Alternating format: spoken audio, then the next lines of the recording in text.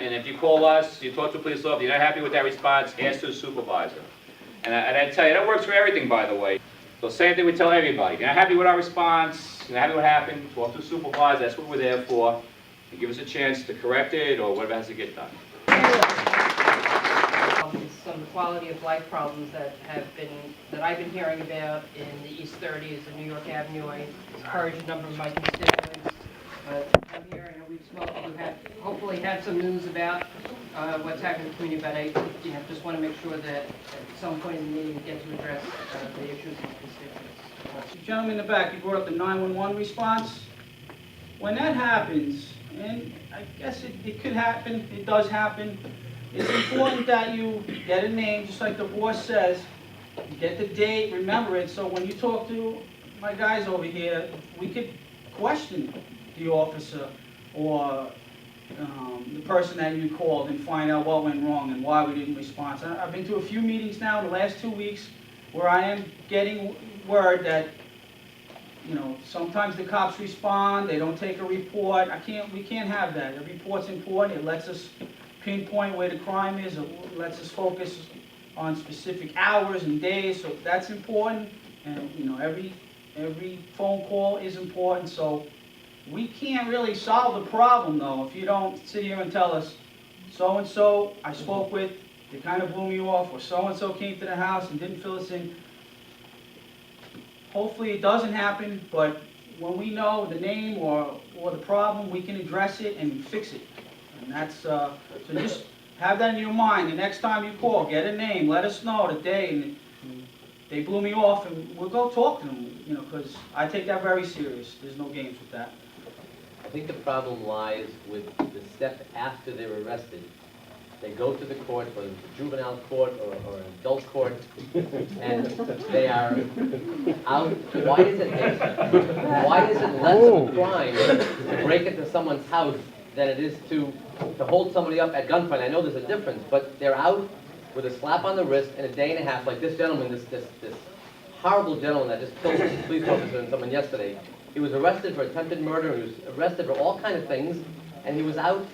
Why was he out of jail? Why did these people just get a slap on the wrist and then they're out a week later because there's no place to hold them? They're not rehabilitated. They're going to do the same thing over again. They're going to get caught and they're going to be released 3 weeks later again to do the same thing.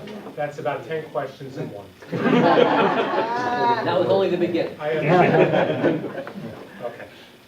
Effie Shaven from the District Attorney's Office. I'm the first Deputy Chief of the Red Zone, which covers this precinct along with East New York and some other areas.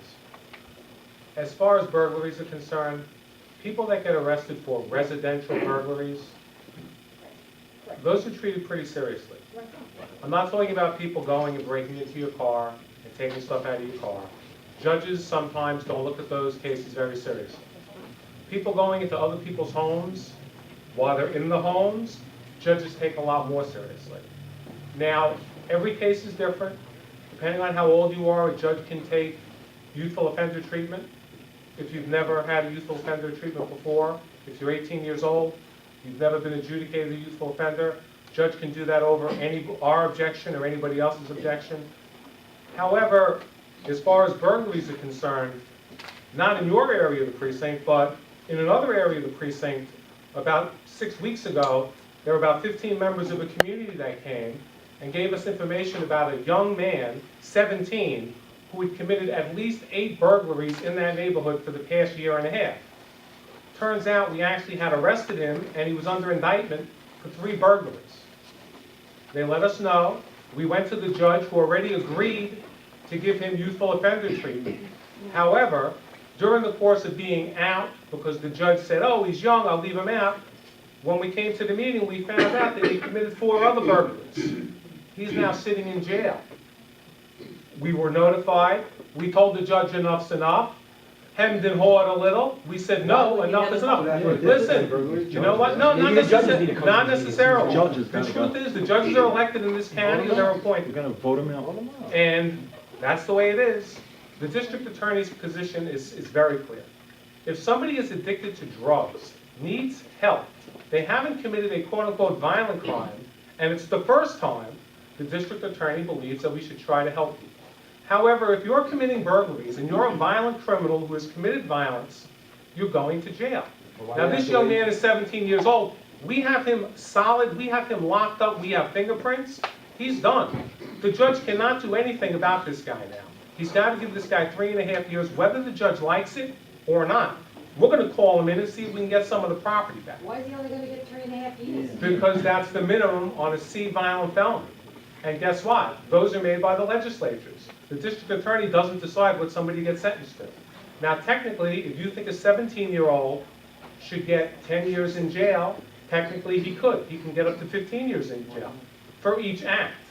But in the end, it's up to a judge to sentence, because the prosecutor only recommends we do not sentence. We gotta get rid of these judges. Well, listen, and the person that committed that homicide, that was within a mile of where I live.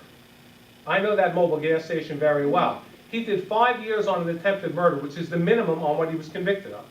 At the time he committed that attempted murder, I don't know what his record had been, but they had claimed that was his first felony arrest. So he got the minimum, a judge gave him the minimum on that felony. So he had served his 5 years. Then it turns out, killed an innocent person and a member of the police department. Amazing, incredible. But to just say, well, people have to be locked up and throw away the key, some judges will do that, depending on whether somebody goes to trial and is convicted after trial. Some judges will not.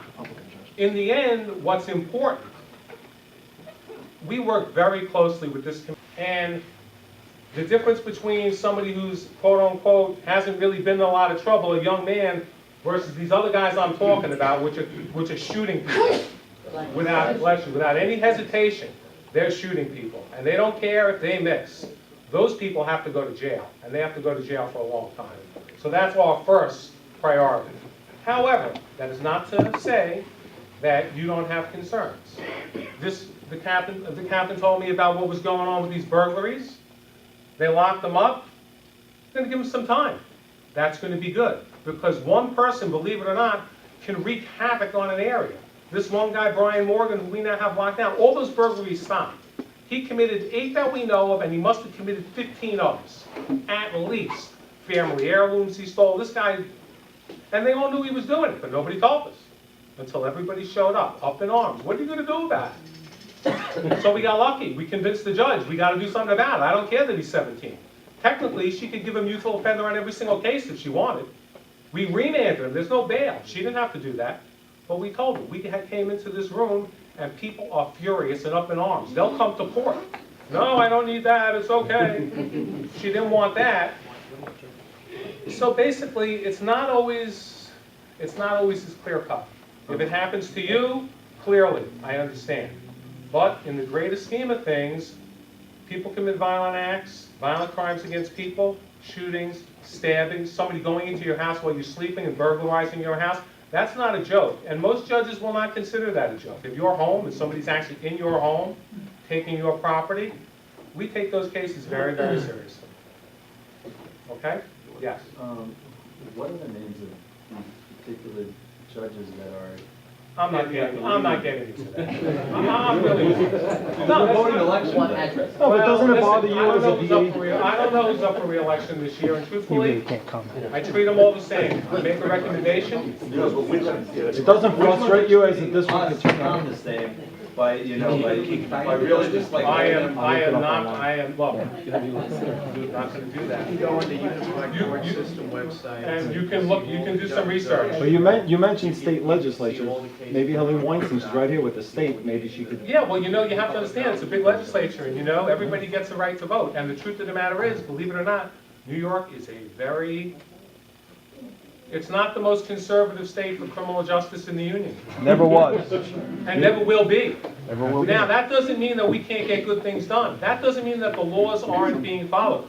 You can get a lot of jail for committing a burglary first time. You can get a lot of jail. If you have a weapon, it's a burglary in the first degree. If the judge is so inclined, you can get 25 years. Doesn't mean you will. I don't want to hog the meeting. But, yeah, take it.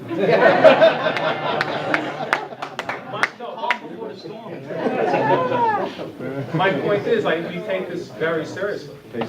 We keeping it, your area is an area we're definitely focusing on. We made a great arrest over there. We're gonna continue to be in there every day. I got my plainclothes guys riding around in there. If you don't see us, that doesn't mean we're not there.